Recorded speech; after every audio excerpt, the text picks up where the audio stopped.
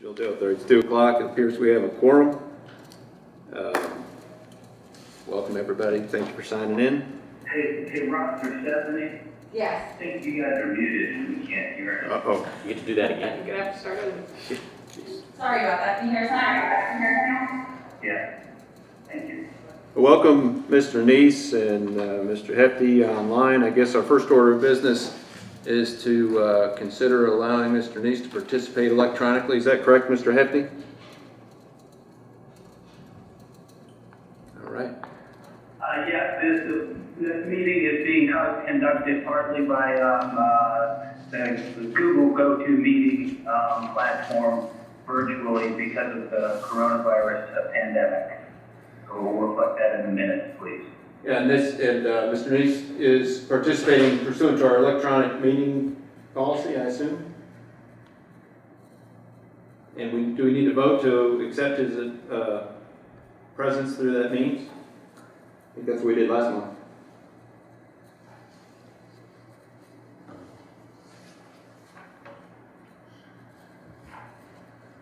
Almost looks like they're frozen, but in the interest of that being the case, I'll make that motion just to be sure. Okay.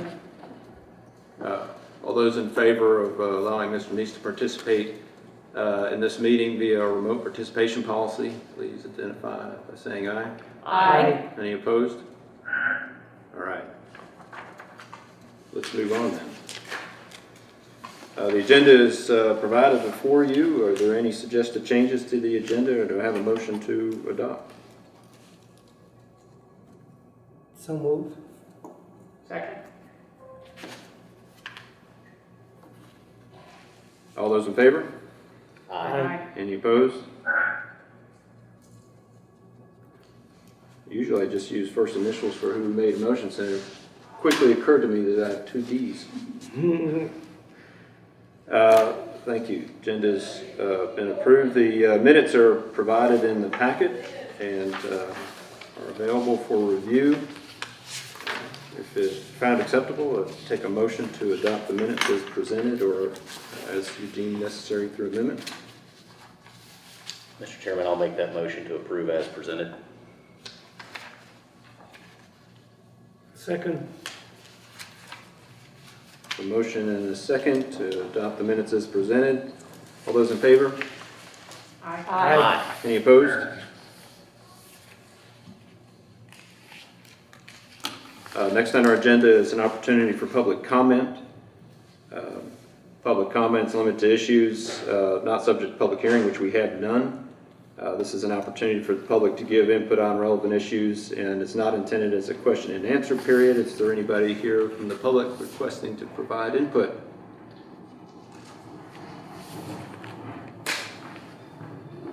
Seeing none, we will move on to comments from board members and legal counsel. Any board members have any input they want to share for the benefit of the group? Just thank Warren County for once again hosting, and Happy to do it. happy for everybody's cooperation in these virtual meetings. Absolutely. I know they're tough. Mr. Neese, anything from electronic land? No, sounds good. Thank you. Mr. Hefty, anything to add to the group? No, sir. If there are no other comments, we will move right along to the superintendent's report. Average daily population for August, Rappahannock with 15 at 5%, Shenandoah with 138 at 47.4%, and Warren at 153 at 47.6%, bringing the total member jurisdiction ADP to 306. We had 36 contract beds from Page County and 66 from Culpeper, bringing the total facility ADP to 408. Just for information, today we currently have 40 contract beds with Page and 68 with Culpeper, so up a few from where we were in August. Home electronic monitoring, currently there are 10 inmates participating in that program. Vacancies, we have 42 officer vacancies. This does include the 12 positions held for vacancy savings. We have 5 officer candidates in background. It says that none have been selected for interview. That's incorrect. We actually interviewed 2 this morning. One is moving forward in the process and one won't be. We have seen a slight increase in applications coming in. we're not being bombarded by them, but it was an increase from what we had been experiencing over the summer. So hopefully that trend's going to continue and we can start filling some more officer vacancies. As you can see, all medical positions and any other vacancies have all been filled, and we're in good shape. Recruitment and retention. We did have 2 officers resign to other employments. I briefed the F&P committee. We kind of had a different challenge with people seeking employment, not really with other law enforcement, but with it was actually armed security for federal government contracts for the area. So we lost at least 4 people to those positions, which are paying about $25,000 more a year base than what we're paying. Of course, benefits probably aren't as good, but you know, a lot of people are concerned with what they take home every 2 weeks. So that was a different challenge that we hadn't experienced in a while. That seems to have stopped. Hopefully they filled all their positions and they're done recruiting our people, but that was a different challenge than what we've experienced previously. In the narrative here, there's been a real push to try to expand on where we advertise with our vacancies through Facebook and some collegiate career boards, different things like that. That charge is actually being led by our new admin assistant Jessica Pennefield. She's really taken charge of that and really being aggressive with trying to get RSW's names out there to different veteran organizations, things like that. That we do have positions available. So hopefully we'll see some fruits of her labor here soon. But she's done a fantastic job, really expanding from where we were at before. So hopefully that will continue, and again we'll see some of these vacancies filled. MA programs and services. Again, workforce has been out working in all the communities since June the 15th, continuing to work. We've got some pictures at the Front Royal Little League, Diamonds, helping and maintaining those. The Shenandoah County Community Center, Rappahannock County government doing some mowing, things like that. So, we're always glad to be out there and doing those things and keeping our communities looking the way they do. And as we get into fall and grass cutting is no longer the priority, hopefully we can start concentrating on some more litter pickup in the counties and doing those types of things. So. Iowa visitation. On July 13th, we launched our new MA visitation system. The Iowa Visit, friends and family with inmates remotely. To date, we've had 2,267 visits with approximately 45 visits per day on average. So, we went from having no visits because of COVID, because we didn't have the ability to bring people in the facility, to, we're doing more now than we ever did previously. So it's been a great system. It's been a huge success. Haven't had any complaints of the cost. It's relatively cheap, to do it remotely for the time you get, because you have the convenience of not having to drive to the facility, wait for your visit. You can do it at whatever your schedule's convenient is. So hopefully that's gonna, continue to expand and grow, and the service just gets better. But that's definitely been a success for us. COVID-19 update. We have no active cases or symptomatic staff or inmates, and haven't since June 15th. We continue to take precautions, follow CDC guidelines for doing screenings, staff every day when they come in, quarantining new inmates as they come in for 14 days. So we're still taking all the same precautions, and so far it's been effective for us. And that's all I have. Excellent, thank you very much. Thanks, Stephanie, or whoever's keeping this chart up to date. For me, it helps visually to see what's happening, whether we may have conflicts between our effort to bring in revenue through bed rental and what our risks may be being shorthanded. So thank you very much. Thank you, Stephanie. Why don't you just drop right into the finance report? Okay. Just over $554,000 was received from the Compensation Board in August for the July 2020 salaries and benefits reimbursement, of which $381,000 was for vacancy savings for the 12 positions that RSW plans to hold vacant in FY21. Contract bed rental billing for August was just over $74,000 for Culpeper and just over $44,000 for Page. The total bed rental revenue year to date for FY21, including revenue from medical, housing, commissary, and telephone fees, is just under $244,000. August marks 16.66% of the year. Expenditures are at 12.4% used, and revenue is at 18.49% realized. The FY20 audit with Robinson Farmer Cox is scheduled for September 28th and 29th, which is Monday and Tuesday of next week. Our accountants just finished up the review this past week, and everything's looking good, so that should go by smoothly. The Virginia Department of Criminal Justice Services announced in June the opportunity to apply for the Coronavirus Emergency Supplemental Funding Grant, in which applicants were able to apply for no more than $50,000 to assist in preventing, preparing for, and responding to the coronavirus. We applied for and were awarded $49,963 through the CESF grant. To date, we have expensed $88,567 on materials, supplies, and services directly related to the COVID-19 pandemic. So the funding from this grant significantly helps the reimbursement of that. There's also an opportunity to seek reimbursement of eligible funding through FEMA, for which we plan to apply. And that's all that I have. Thank you very much. Anybody have any questions or comments on the finance report? I would like to recognize Stephanie for all her hard work and dedication, putting all that information together, getting that grant money. You know, it does take extra time to do that above our normal duties, and, you know, we appreciate her getting that money for us. So. Thank you very much. Thank you. It's been the, I guess, norm here to vote to accept the financial report. I don't know that that's necessary. That was my position before, so given the chair's discretion, unless there's pressure to do it, I'm going to move on to the topic of staff bonuses.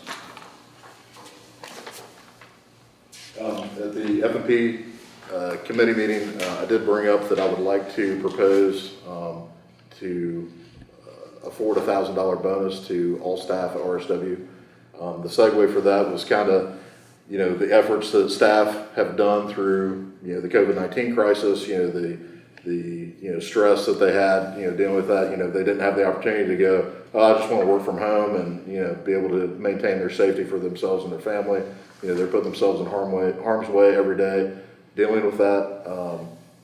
You know, we've lost staff because of, you know, they've left and sought employment elsewhere, which has caused staff to work additional hours than what we had before. So, you know, I'd like to, you know, reward them for their extra work that they're doing, you know, during this time, and try to, you know, basically reward them for sticking with us through the good and the bad. A lot of staff we have, you know, been with us since day one, and they're going to maintain there, you know, because that's, you know, where they've chosen to work, and they've done an excellent job. And I would just like to, you know, recognize them for that great job that they do, and the ability for us to rent the bed space that we do to bring that additional revenue in. I'll turn it back over for the F&P, you know, the comments that were, you know, kind of where we're at as a discussion on this. This was the main topic we discussed at F&P, so Evan, if you Well, want to just the only thing I would summarize. add is that we did have a good conversation about that and agreed to continue the conversation in October. I think we were open-minded to it, recognized that also it could affect our jurisdictions and some decisions they're making. So we will continue to have that conversation in October. And open discussion of whether there's a potential for CARES dollars to be used or not be used. And so the administrators through the F&P will dig into that a little bit more between now and October, talk about it in October, be ready to make a recommendation to the full board in November at the meeting. And that should be timely. If this body thinks that a bonus is appropriate, then it's lined right up for the holidays. And That was a great summary. yeah, excellent. Thank you. Thank you. Exactly what they said. Is there a specific amount that you? There is, I apologize, it's about $126,000. Okay. Sorry. And just to let the cat out of the bag from F&P a little bit is, bed rental is much higher than we anticipated. We drew that well back, and it's already tracking way ahead. And then we do have a number of vacancies, and so there's a lot of vacancy savings, more than we anticipated. So probably the key takeaway was there was no request that the dollars come directly from the member jurisdictions as a supplement that they would utilize. it appears that it's in the budget somewhere, and how best Already way to do it. exist in the budget, but we could examine CARES Act money for, Correct. because you are, it would seem to me, qualified, based on risk and some other added employment, risk that you're taking. I would think it would. Oh, well, certainly, qualify. all of the, yeah, there are ways we could structure things, and F&P will dig into that, and Okay. you might fund PPE, but then that'll free up money for something else, so. Excellent. Exactly.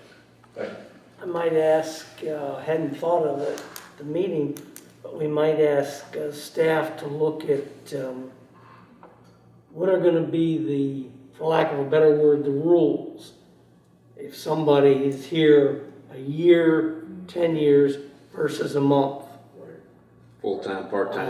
Full-time, part-time, et cetera. Maybe just some guidelines that we might want to look at the next F&B meeting. Good idea. That's the entirety of my update. Thanks to everyone else. Thank you. We were a big help. Yeah, you were. Are there any other outstanding issues? We're on pace to beat Evans' Barely. F&P. You're right at it. We can stretch it out a little bit if you want to, Mr. Chair. Superintendent, anything else? I do have a question, if you don't mind. I'm just wondering, 42 vacancies looks like the highest you've ever been. At what point does it become a safety issue? Well, we do a lot of things differently than what we did when we first opened. So the way we house people is different. We actually utilize fewer housing units than what we used to, because we don't allow people to just kind of have a cell by themselves. Everybody's doubled up. There's a lot of reasons to do that for efficiency. It's also safer. Your risk for suicide and things like that go way down. So it looks worse on paper because that number is going up, but we're really sitting about the same as we always have because we just operate the facility differently than the way it was when it initially opened. There are requirements for overtime and things like that. There are times where we have lockdowns in the facility, partial because we have the unexpected somebody needs to go to the hospital type of thing. But all in all, we're operating just like what we normally do. We're still maintaining our staffing standards that we did, pre-COVID. I don't feel like we're at risk. If we did, the first thing that would happen is, I'd have to tell these other jurisdictions that, look, I can't take your people. And I already have to do that. They want us to take more. If we had more staff, we could definitely take more people. We have the space, but we just have to get those staff numbers back up. Because of COVID, we've lost probably 15 to 16 people now. Whether they left because of the COVID outbreak and they, decided that, the best interest for themselves and their family, they didn't want to work in this career field, or we've lost, these 4 to 6 to, the contract jobs that pay more. So, that's a huge hit for us. That's like a whole shift of people. So, it does kind of take away from that shift relief factor as far as people being able to take vacation and not have to have overtime and things like that. But so far, staff's maintained, and I think they're all on board to do the right thing and try to make sure that we can continue to have those contract beds to bring in that additional revenue. And, again, that kind of brings me back to the whole why I'd like to recognize them because they're part of the success that we're having with that. So. Thank you. I'm glad you asked that question. That came up at F&P, but I'm glad you asked because that was a great explanation.